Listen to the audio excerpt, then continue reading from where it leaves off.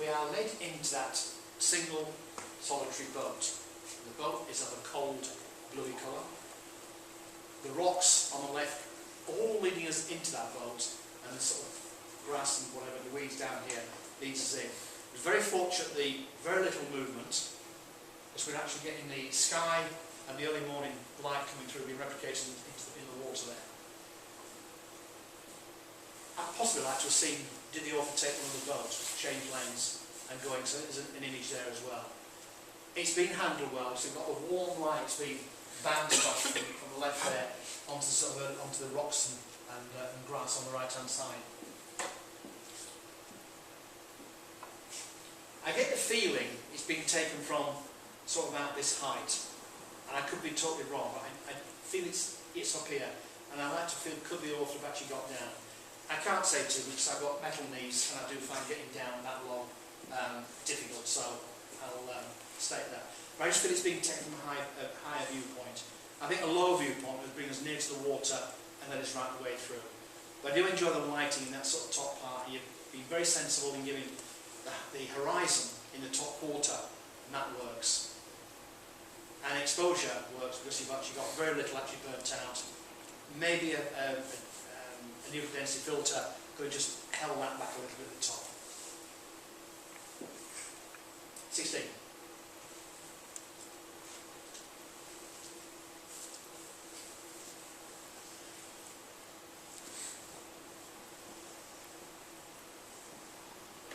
Pleased to see that the girl hasn't actually got the microphone coming out of her mouth like most of them tend to have. Quite an attractive girl. Again, very dramatic lighting. Stage lighting is not easy to work with, and you've got very, very harsh light. She's obviously very, very hot because she's got some high spots on the nose there and the cheek, and I think those could have been taken out in post-production by the photographer. So I do find that a little bit distracting. It's only minute. I don't, again, feel she's quite got the sort of punch in the first one that's in it. Pity that one came up first. Microphone is out of focus, and I find that a little bit distracting, but it does look sort of real, and I do feel the way the photographer's caught their head on that angle, almost as a portrait angle. It's not straight up. Is she singing? I don't know. Doesn't matter. Some good lights, catch lights in the eye. That probably can't be helped. The portrait only want really one, but this is not quite the same. A little bit of almost solarisation happening on the nose and the chin here, on the cheek. And that's probably because she was very warm and very, very harsh lighting. But well exposed and it's sharp. 15.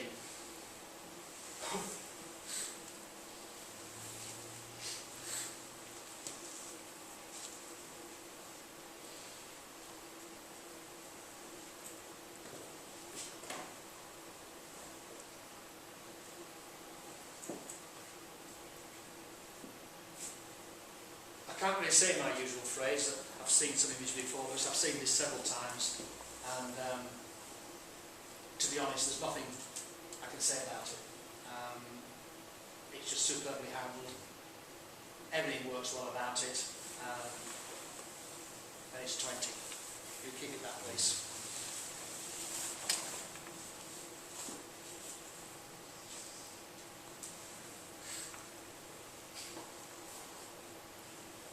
It's been a very, very cold day and very still. The amount of steam rising there.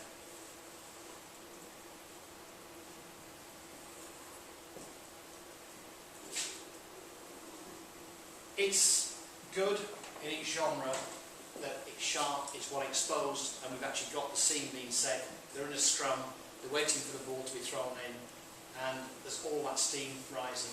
The background's been, again, well handled by using depth of field because the spectators are well out of focus. There is, however, an awful lot of light, very, very harsh light, and so we're very, very fortunate looking at sort of the grass at the bottom. And I think you've been careful there to keep it very tightly cropped down at the base there. Whether the photographer had other images more action-packed, I don't know. But looking at what we've got, I do find it's static. Technically, the techniques of it is good, can't really fault that. But in rugby, I think there's better shots to be had where things could have really been happening. 16.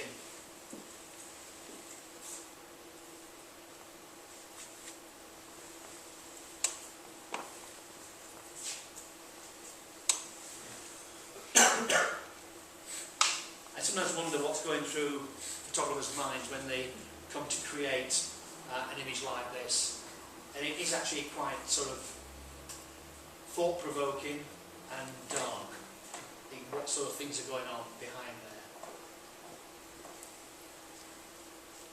Not sure whether that's, I think this is actually painting on the face. I think that is actually some light being stopped, some shadow or something. It's possibly, could well be a plug-in program in computers, I don't know. I do enjoy the positioning, the angle, and this sort of deterioration of the wallpaper coming off the wall on the left-hand side. And then we've actually got nothing on the left at all. So it is forcing us to look to the face of the person, of the model.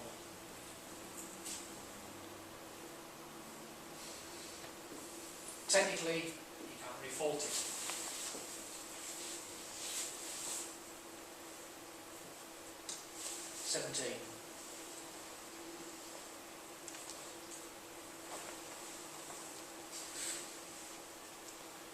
Sorry, I just had to smile when I saw this. I've never seen the image, what he was taking.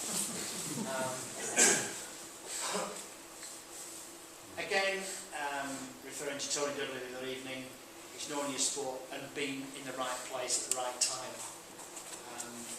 And just watching all this expensive equipment being thrown around. It tells a story.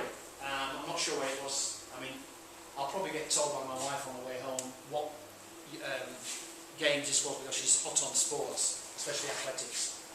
She'll probably tell you which match it was and where it was. So I'll probably get told off for not knowing, but I'm not as reserved. But I think the whole image works well together. We've got a guy there laying prone, the expensive Nikon camera there, and this girl, this athlete, ready to do whatever she's doing. And it's all set in situ. Unfortunately, the background is that sort of terracotta colour, which is the part of the track of the running track. And all these cables, it's not, I think this is probably the warm-up area. There's obviously too much health and safety problems in all the cables around. But it tells a story, photographer earning his living and getting the pictures, getting something a little bit different.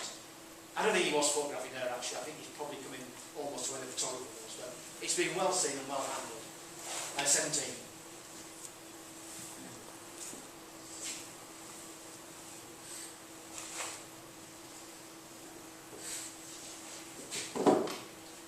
Quite effective this. We were involved at Colchester with the Evening Gazette kind of competition. We did an image very similar to this, which actually was one of the winners. And it is actually again quite creative. It's someone who's been around and spent a lot of time getting to sort of stand there with sparkles or whatever to get this effect. But it looks like it's being done indoors. So we've got sort of skylights of the building, the shed maybe. But I think what really makes this, and it's again so simple and effective, is the model, the person. And you've been very, very sensible in using, guess what? A good red brolly. Those who remember Let's Say always used to have the phrase ARPS, not associated with the Royal Photographic Society. A red patch satisfies. And it does. It's just off centre, not quite on the thirds. It's telling a story. It's simple. I think the person looks a bit still static standing with legs open, but everything works well. We've got the spinning wheels going around on both sides. There's a massive cloud of lights going up in all directions, and then we've got those lights in the top, or skylights, in a completely different colour. That works well. I enjoy that. We'll keep that please.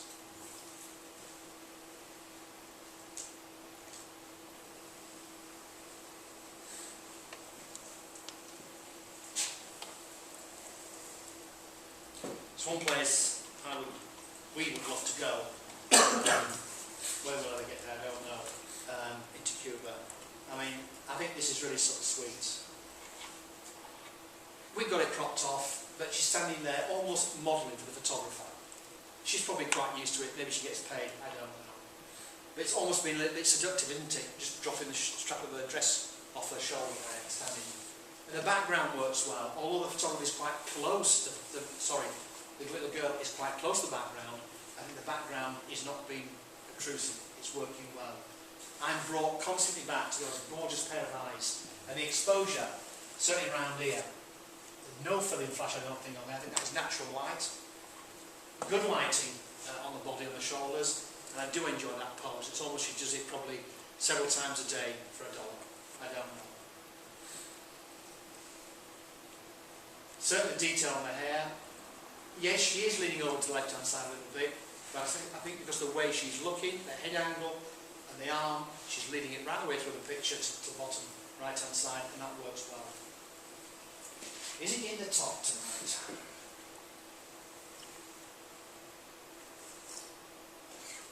No, it's 19.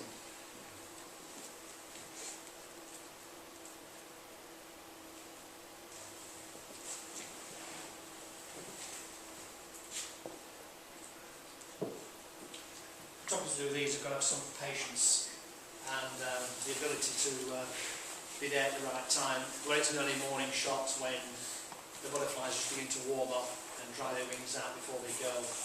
But it looks to be quite a lot of strong light coming in from the left hand side. But after saying that, the exposure has been handled well. Certainly held it on the flower there, which is probably what marble white is feeding on, but some wonderful detail in its wing structure. The antennae are sharp, and so are the hairs on the top of its head there. Everything is detailed. And it's held together because the background has been thrown out of focus naturally by the good use of depth of field. We were seeing images which were cropped in too tight and not given any space to breathe. This is just about the right one I enjoy. And the stalk coming in at a good angle as well, so it's almost contrary to the actual butterfly. I'm going to keep that one back, please.